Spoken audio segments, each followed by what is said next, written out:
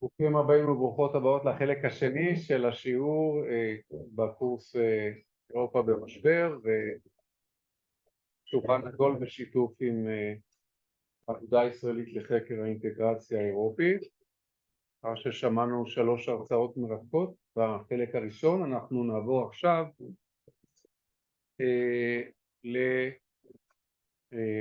לשלב השאלות והתשובות.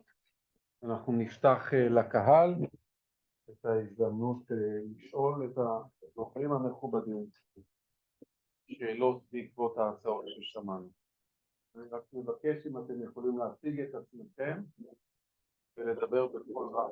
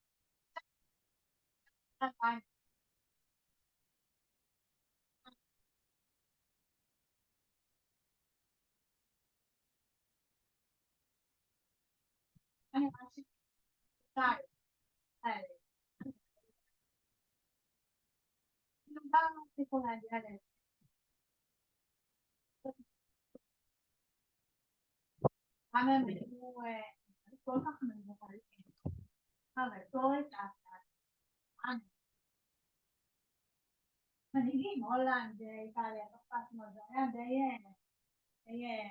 דורק, ריקה של חוסר.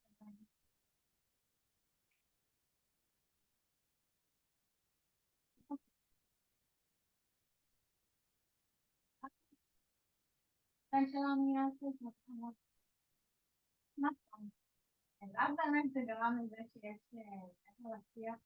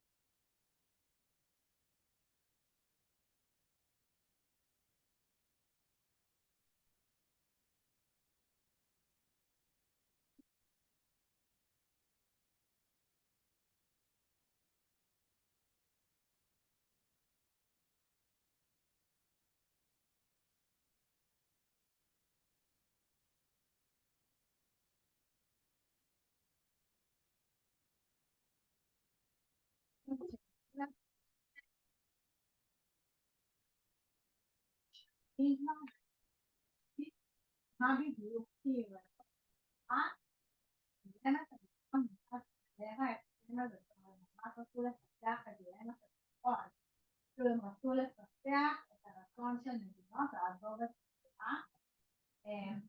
להסתכל בצורה מאוד כזה, כמו כאילו, כאלה, רק על עצמם ולא על אחרים, ממש רואים את זה תוך כדי ההסכם.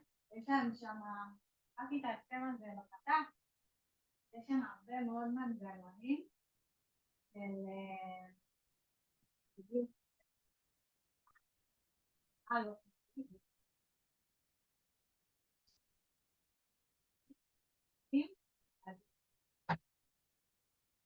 גם גם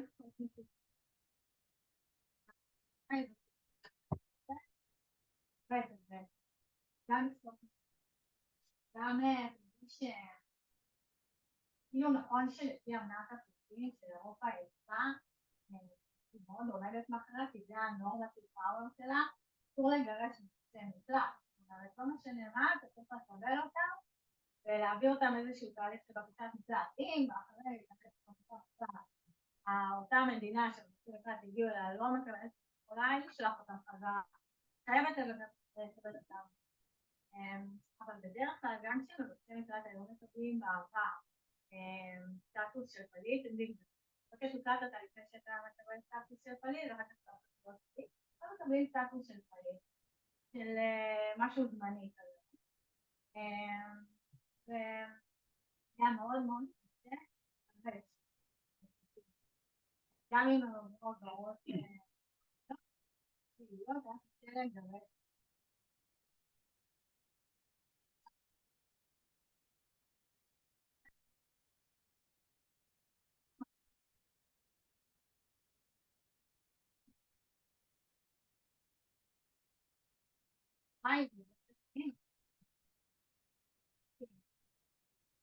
יותר רחב ומעצם, וגם עוד יש לנו בגלל שמונה יחס לפליטים או לימוד כלפי פליטים ממש עונה על הדילמת הביטחון.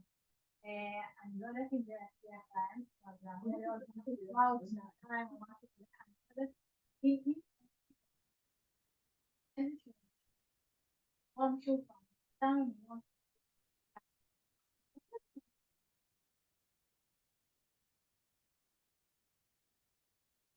גם לא הסכם. הם היו עושים שקול. זה עכשיו שבעלה, הפאניקה הייתה כל כך חזקה שזה ממש פעם ראשונה שראינו שזה שממש היו מוכנות להפר נורמות מכוננות, המולטילטרליזם שם, האינטגרציה בעצם ספציפית של הנירה. כרגע זה נכון, זה יכול לכיוון בוא נשמע, לא לשמוע מתחתיו, רק ולהתמודד כאילו עם האיום הזה. לא שאני מרחיבה.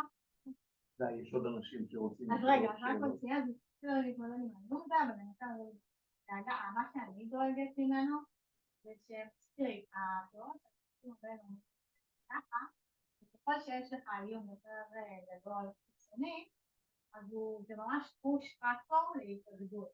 אם אתה מדינה שאתה בצורה רציונלית יודע שאתה לא יכול להתמודד עם האיום לבד, אתה מתאגד, זה ברית הגנה כזאת, גם פה. הבעיה היא שהגירה זה חלק מהעולם שאנחנו חיים בו, וזה לא הולך להתעסק. יהיו משברים גם בעתיד. אירופה לא תוכל, לא תוכל לעצור הגירה. לא תוכל, צריך לקבל מהזמן, יהיו משברים בעתיד. השאלה היא מה קורה ברגע שאתה לא יכול, שזה כבר לא איום חיצוני.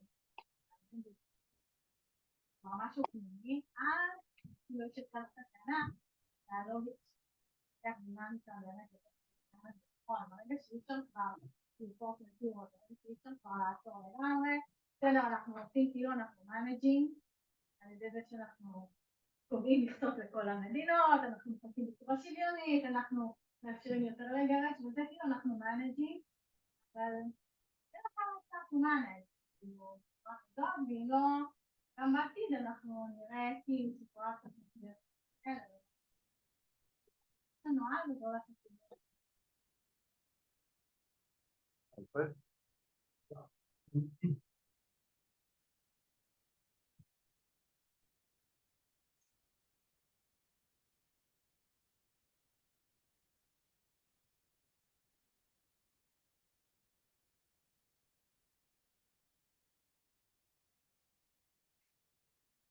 The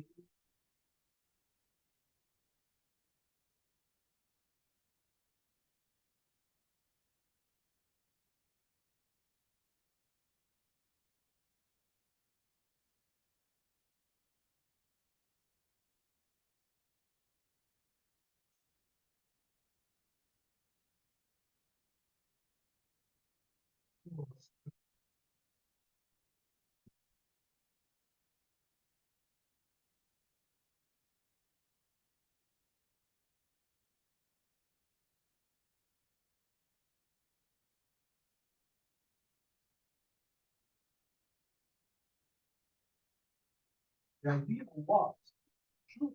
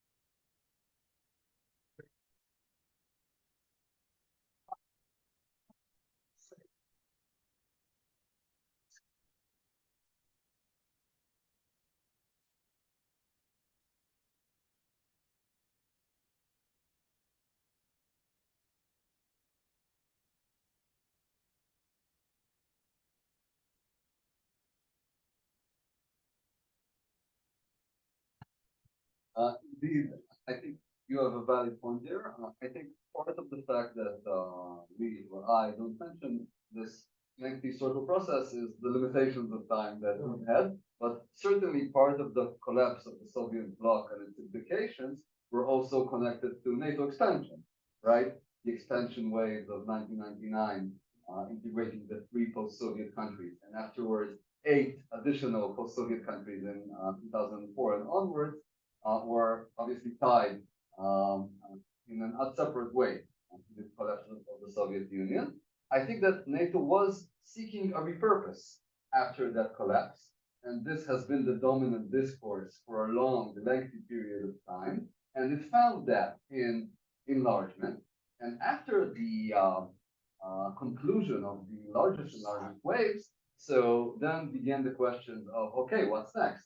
And then it was then when Macron branded NATO as brain dead in as late as 2019. And the People to Asia corresponds to this period as well. So I think that indeed Russia's invasion into Ukraine has given it new life. And that is why this historical process cannot exist without mentioning the collapse of the Soviet Union.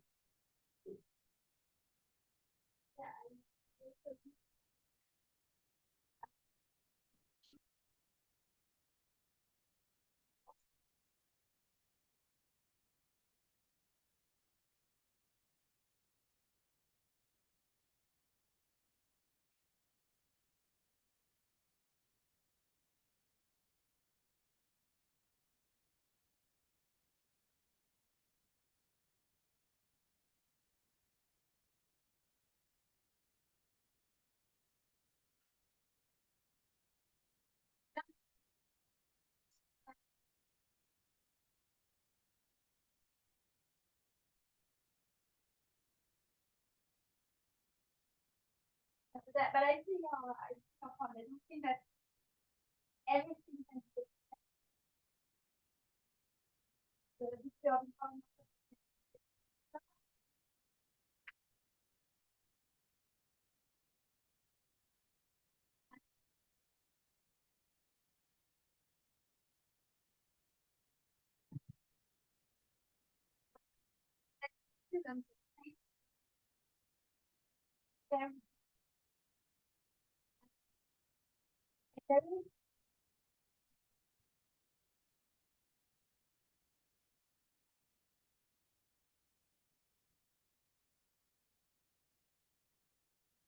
but it can go an effort or expect make it. So there are certain countries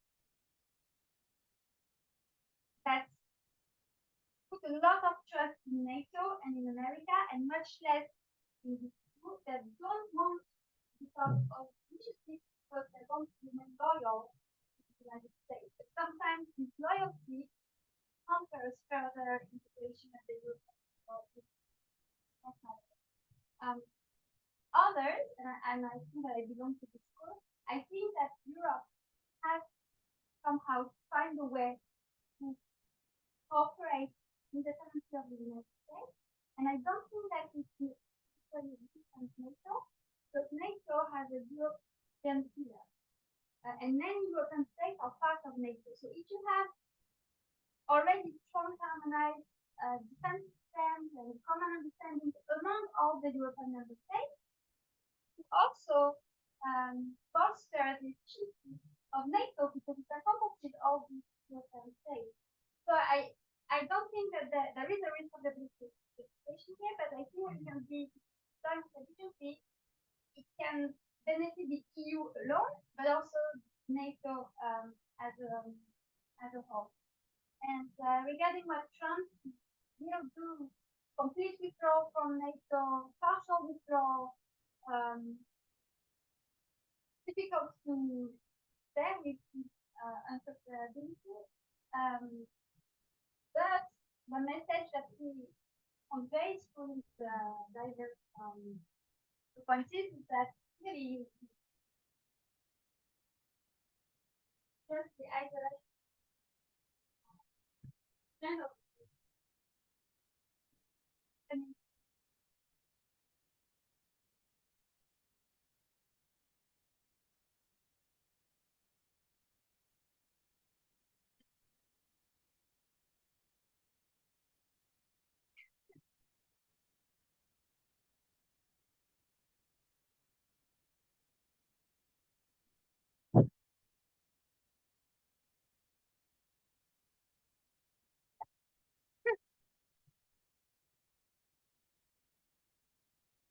course, the EU and NATO are different organizations. It's interesting to remember how Denmark, a long member of NATO, has bothered to ask to join the European Union security cooperation. If that didn't matter, why would they bother? But they did. The EU does other things on security. They mostly talk about security, and then they spend money on things related to security. But I wouldn't belittle that. I mean, from an Israeli perspective, or from an Eastern European perspective, that doesn't look too much. I like to talk shop. But it's also a procurement organization. And in EU integration, things may move slowly, but in a very determined way.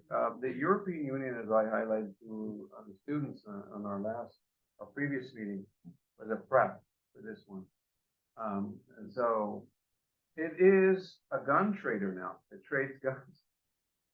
We wouldn't think of the European Union like this 10, 15 years ago. It comes from its regular budget, some of that money. They buy jet airplanes, bombs, artillery shells.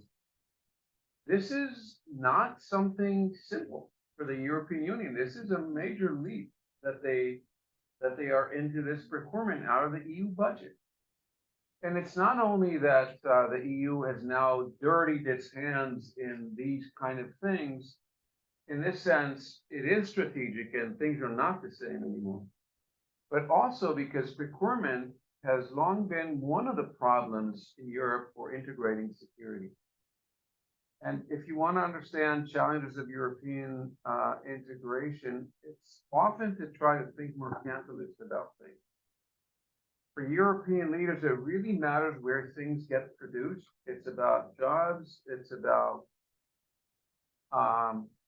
national champions in your economy, in security too. So when you tell different countries in Europe, and I like to remind my students of all the gun industry in some of the most pacifist countries in Europe, Belgium, Austria, Sweden, all major gun producers that sell, not all of them in large military platforms, some of them simply handguns. The Czech Republic or Czechia nowadays, you go country by country, they have gun industry and they want to sell. And when you talk about European security, the first thing they think of is, what guns are they going to buy? So their ability now to do procurement together in itself is an important step. I'm not saying that this is what's going to save Ukraine, but I'm saying, if I like to draw some conclusions about European integration, it's getting there. From Russia's perspective, that difference between the EU and NATO is not all that large. The EU is a German circus from a Russian perspective, but Germany is now a vassal of the United States in this historical episode. So in terms of security, the fact that the European Union has been able to tear Ukraine away from Russian-led economic blocs is a threat. Because if you think in terms of Russian elite and Russian security, it's about rents from land, from extractive industries. There's a whole economic side of it. What's the purpose of it all? It's a medieval line of thinking. You just control the land, you extract the rents from your territories, and you expand your territory. And the fact that the EU does not allow the Russian political elite to extract rents from Ukraine is a security threat, even if it's done by soft power. The fact that Russia moved to hard power is because they were losing on the soft power game. So, there are the differences. They matter for us, these differences, but I'm not sure. And for Trump, I actually buy Emmanuel's argument. You put it as a matter of emotions, but I think he's more like a master of fear, more like a Robert De Niro in this sense. He's just, he's really trying to instill fear in the Europeans of himself and what's going to happen, and we're going to have a sequel. He's going to double down on this, because if you want my protection, it's a protection racket. What do I get from this? Well, pay me if you want me to. I'm not going to tell you I'm going to protect you. Who knows? Maybe not. But if you pay me, maybe I will. So I think this is a major threat in Europe. I think it's no less a threat than Putin. I mean, if you have, what is worse, getting bad news that you're sick with something, or getting bad news that the only medicine for this is not available anymore? I don't know. What part of it is the worst? But they're equally your problem. So I actually do think that a serious shock from Trump would do a lot to European integration, even more than Putin's military aggression. Shah, you want to ask the question? This topic of Trump and European integration on defense, as you said, it's mostly about transferring money around and giving protecting the industries, and not really a unified command more for NATO now. In the horrible possible scenario of Trump withdrawing from NATO and essentially the organization collapse, it is likely that it might change to more similar to how we talked about the refugees, where the European Union didn't only just support the states of the Union, but rather got the option to do it itself. Maybe a European border guard, maybe a European Discuss that too. I mean, but not against refugees, but rather against Russia. They had this idea also in, I remember,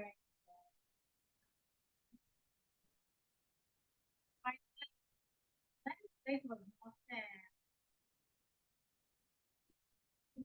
very about it, and they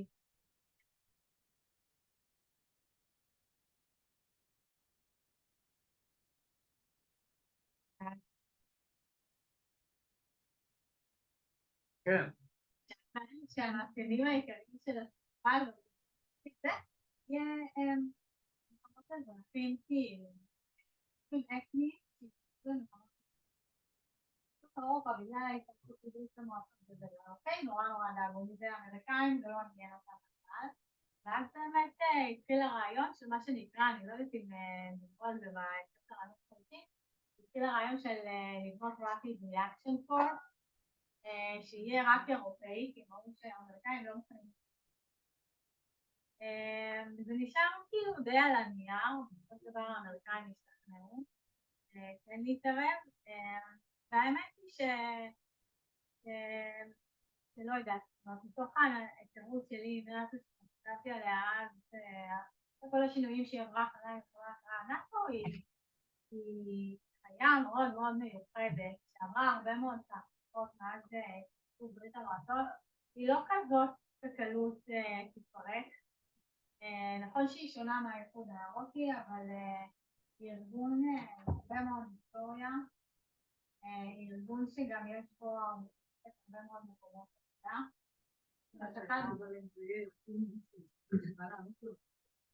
זהו, זה נכון, בלי ארצות הברית. אני חושבת כן, בדיוק. לא יהיה עניין לנו.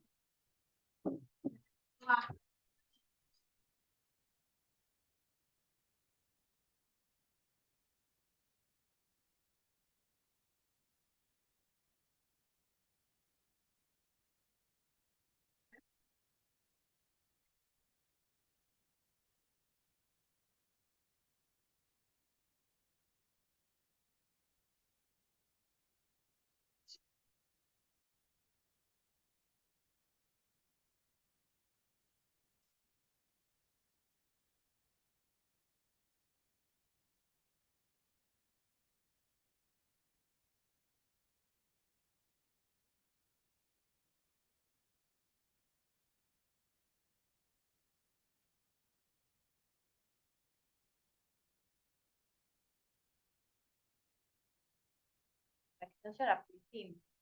זאת אומרת שאחד הדברים עכשיו שקורים זה שבעצם הפליטים כבר בפנים, ומה יקרה עכשיו כשהם חלק מהאוכלוסייה. עכשיו לידי הזכיר כזה את כל הכתבות שהיו לאחרונה בגלל האירוויזיון על מלמו שוודיה, שהיא כבר יראת עיר, לא יודעת מה יראה, של פליטים רק, ואפילו המשטרה פה מפחדת להיכנס לשם בכל מיני שכונות, וזה רק מה שאני ניזונה מהתקשורת, בחיים לא הייתי שם. השאלה היא אם באירופה יש איזשהו ניסיון היום, נקרא לזה ממוסד, להתייחס לתופעה הזאת שהם של אלה שכבר הדור השני של הפליטים. זאת אומרת, אנשים מגיעים, יולדים ילדים, נהיה דור חדש, האם הם יחיו בגטאות כאלה שלהם, או שהם כבר השתלבו בחברה? תראה, אני רוצה לומר גם, חשבתי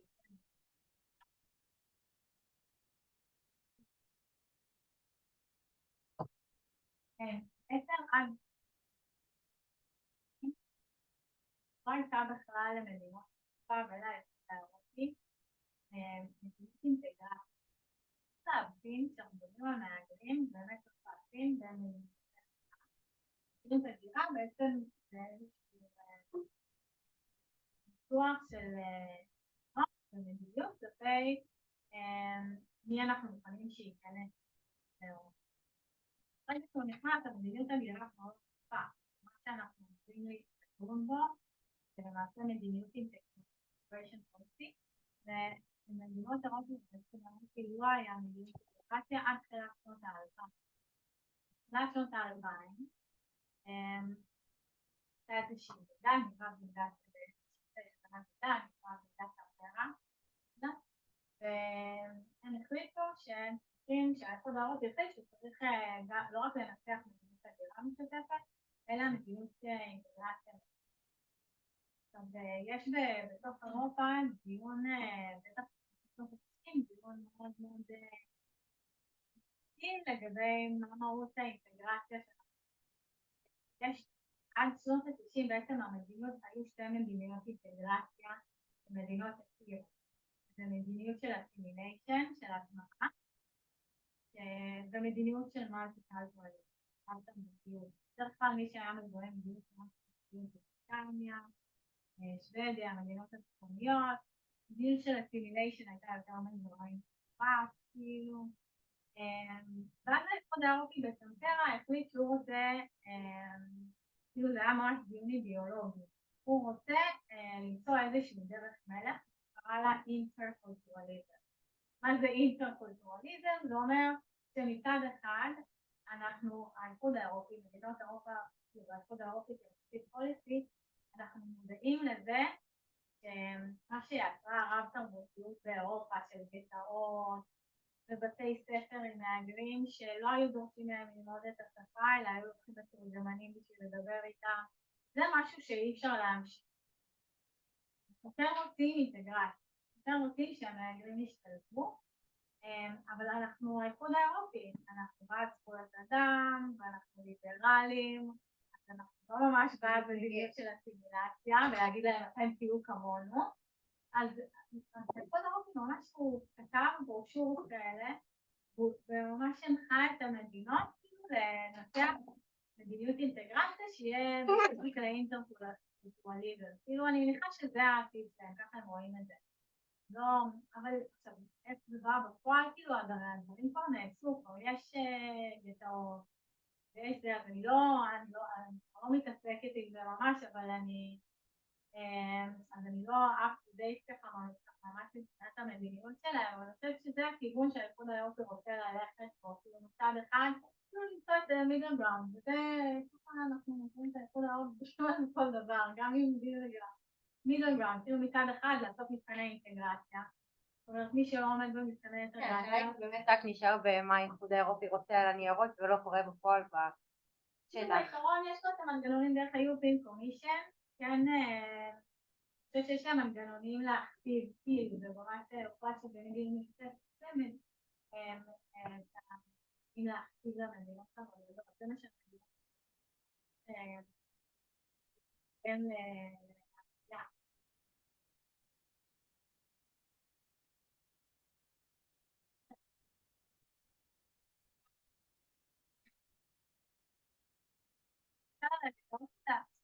זה לא סיפור מאוד קיצוני, אנחנו בכלל שומעים על התנועה הקיצונית, אנחנו, כן, וזה מה שאנחנו רואים, אבל כאילו באירופה כולה זה לא רק זה. אני רוצה להתייחס לזה גם, אני יכול קצת? לחבר את זה קצת לממד הביטחוני. במהלך התקופה של המדינה האסלאמית, 2014 עד 2018, אנחנו ראינו דווקא את הדור השני והשלישי. ההורים עבדו מאוד קשה כדי לייצר עתיד טוב יותר לילדים שלהם, והם היו הדור הראשון. ובמובן מסוים הם התנהגו לפי הקונבנציות של החברה המארחת. כי הם היו תחת איזשהו איום, איזושהי חרב של גירוש, הסטטוס שלהם היה עדיין לא מובן מאליו. ודווקא ראינו את היוצאים ללחימה, מה שנקרא foreign fighters, מאירופה, בעשרות רבות של אלפים, והדבר הזה היה מקרב בני הדור הזה שאת מדברת עליו, ובאמת זה הכניס איזו מבוכה לשאלה הזו של איפה המולטי-קלטרליזם של ג'יהאדי ג'ון וכן הלאה, כל קורטי הראשים למיניהם שהשתלבו במערכי המדיה החברתית של המדינה האסלאמית ושל אל-קאידה ושל הגופים השונים בתקופה ההיא, ואז בעצם זה הביא את הדילמה בחזרה לאיחוד האירופי כשהמבנה הטריטוריאלי של החליפות האסלאמית התפרק, ואז האנשים האלה התחילו לחזור. וכשהם התחילו לחזור, התחיל דיון שלם, האם אני אמור לקבל אותם בחזרה, למרות שהם נלחמו בזירות ג'יהאד. והם בעצם תיעדפו את הזהות האסלאמית, הפן-אסלאמית, או הרדיקלית האסלאמית, סלאפית ג'יהאדית, על פני הזהות האירופית המוקנית, החדשה. והסוגיה הזו לא פתורה. היא לא פתורה. יש מדינות בתוך האיחוד האירופי שאימצו מדיניות של גירוש, שלא לקחו חזרה, גם מה שמכונה ג'יהאדי בריידס, נשים אירופיות שיצאו כדי להתחתן במדינה האסלאמית. ז'אנר תמוה אבל קיים, ודווקא הם לא התקבלו בחזרה כי הן מגיעות עם ילדים שנולדו בתוך החליפות האסלאמית, וזה משהו שהרבה מדינות במיינסטרים של האיחוד האירופי לא היו מוכנות לקבל. אז יש כאן ממד ביטחוני חזק לשאלה הזו של הדור השני והדור השלישי, ואני לא בטוח שדווקא ההיסטוריה הולכת לכיוון של דורות שנמצאים זמן רב יותר מאמצים זהות אירופית. יש כאן עדיין, אנחנו רואים תהליך ייצוג. אני חושב לנסות להבחין בין מהגרים, הוא בעצם חלק באותו דור את המודיעין שעליו כגרעין של טרור פנימי באירופה, כאילו צריך להפריד ביניהם. יש חוקר טרור פנימי, אדוארד בייקר, כאילו, שהוא מוביל את התחום הזה, והוא אמר, כאילו, כיום אירופה נמצאת במין איזשהו סיטואציה שבו היא צריכה, איך הוא אמר את זה, הוא אומר, צריכה ביחס למהגרים מסוימים, מצד אחד כאילו להתייחס כאיום אסטרטגי לאיזשהו אסטרטגיה, ומצד שני את החלק השני לשלב. זה המצב שבו אירופה נמצאת, אבל גם צריך להבין את הרעש, את היחסים. היחס של האיום האסטרטגי הוא הרבה יותר קטן. כן, סיטואציות של אנשים אוכלוסיות שמתרבות יותר, אוכלוסיות אגב, זה לא נכון, זה ילד למשפחה. זה טעות נפוצה. אני מזמין את כל אחד לבדוק בטבלת שיעורי ילודה, המחשבה שאנשים מוסלמים מתרבים מהר יותר, אין לה שום בסיס אמפירי. זה לא נכון. ואתם יכולים לבדוק את הנתונים בוויקיפדיה, אם תעשו list of countries by population growth או משהו כזה. גם באירופה אין שום סימנים שהאוכלוסייה המוסלמית שמהגרת לאירופה נשארת עם שיעורי הילודה מארץ המוצא מאיזה דור קודם. דילמת הזהות באירופה, יש לנו בקורס לעשות את השיעור משבר הזהות, אבל היא לא משהו שאני רואה שאפשר לפתור אותו בוועידות או בחוקים או באיזה דרך, זה תהליך. התהליך הזה ממשיך, אנשים יגדירו את עצמם בכל מיני דרכים, יהיה עם זה מתחים, יש מודלים שונים במדינות שונות, באירופה זה הכל, בארצות הברית זה הכסף, כלומר יש שם מגוון רחב של אנשים, עושים עסקים, וכל אחד גם יש לו את המועדונים והקהילות שלו, אבל איכשהו הם, בגלל שהמדינה יש לה פחות יומרות לעצב את הזהות של האנשים, חוץ מכמה דברים בסיסיים שאמורים להיות בקור של העניין, באירופה זה פרויקט יותר שאפתני והוא יותר בעייתי, שהוא בא להתמודד עם השונות הזאת. אני מסכים עם דברים שטל אמרה על כך שההגירה היא בלתי נמנעת.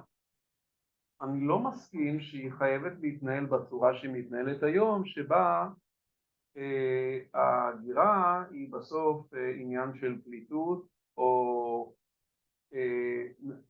אם לא פליטים, מבקשי עבודה נואשים, שמוכנים ממש לסכן את החיים שלהם כדי להגיע לאירופה, אפילו אם הם לא עונים על ההגדרה של פליטות, כי הם לא ממש נרדפים פוליטית בעולם, אבל הם כל כך מיואשים כלכלית שהם מסכנים את החיים שלהם כדי להגיע לאירופה.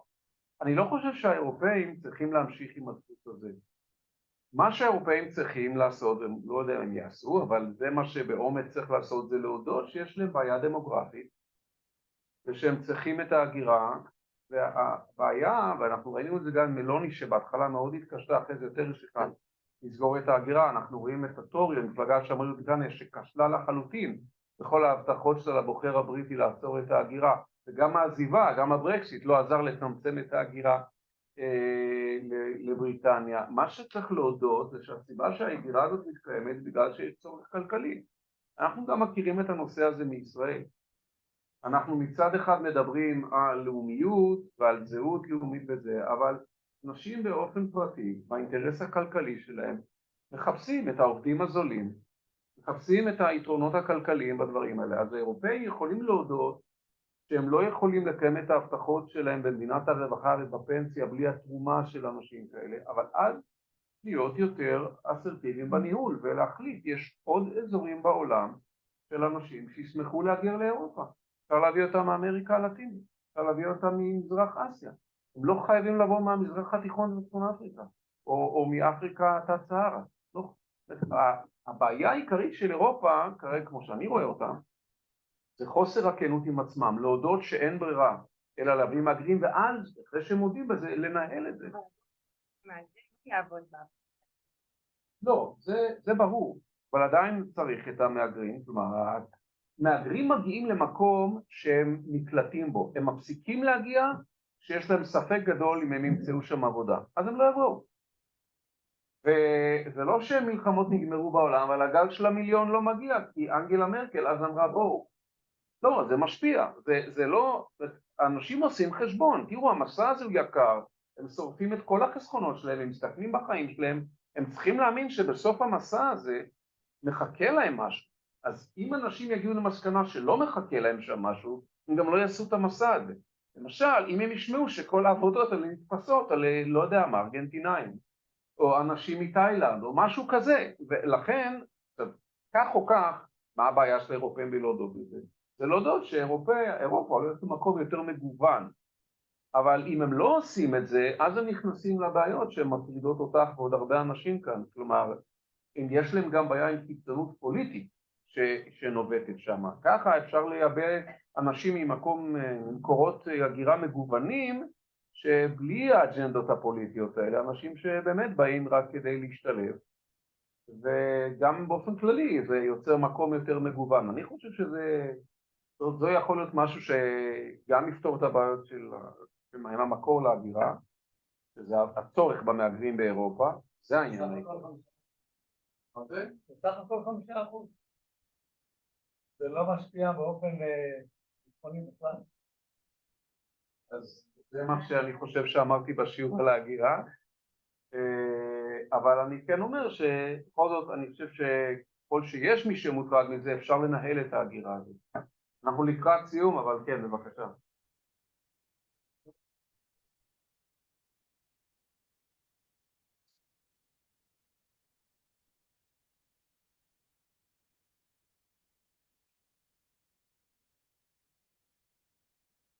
אפשר להתייחסה לזה בהרצאה שלנו.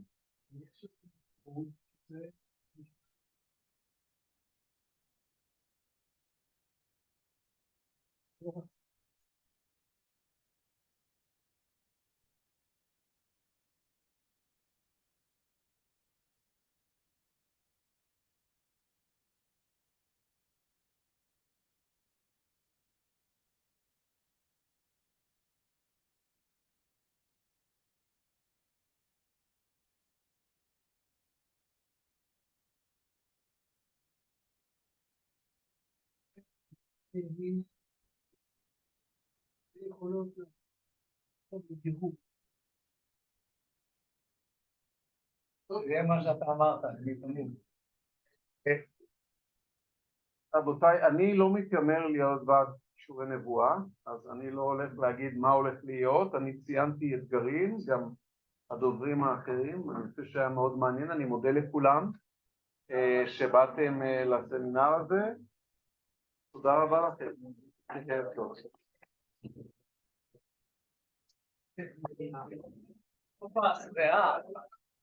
החלטה של $65,000 תל"ג.